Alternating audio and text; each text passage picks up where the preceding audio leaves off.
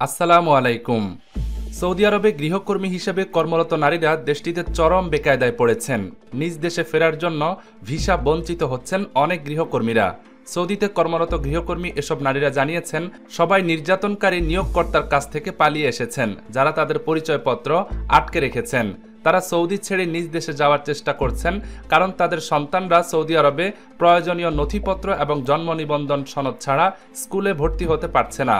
মায়েদের জানানো হয়েছে যে তারাও দেশ ছাড়ার ভিসা পাবেন না, কারণ তাদের সন্তানরা রাষ্ট্র পরিচয়হীন বলে বিবেচিত হচ্ছে।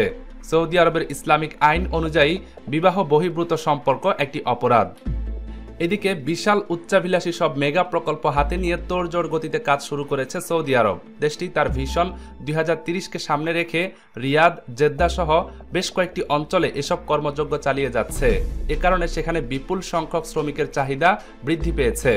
সৌদি আরব 2034 সালে ফিফা বিশ্বকাপ এবং 2030 সালে রিয়াদ এক্সপো সহ বেশ কয়েকটি হাই প্রোফাইল ইভেন্টের জন্য প্রস্তুতি নিচ্ছে।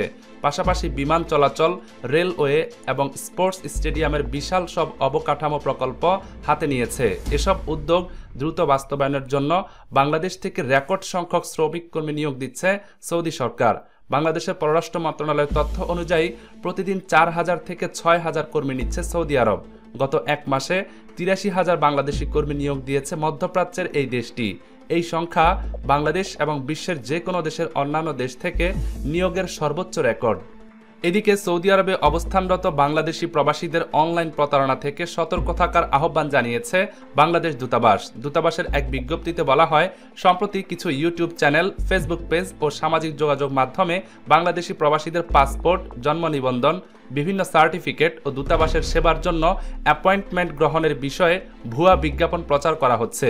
এসব প্ল্যাটফর্মে প্রতারণামূলক চটকদার বিজ্ঞাপনের মাধ্যমে আর্থিক লেনদেনের ফাঁদ পাতা হচ্ছে।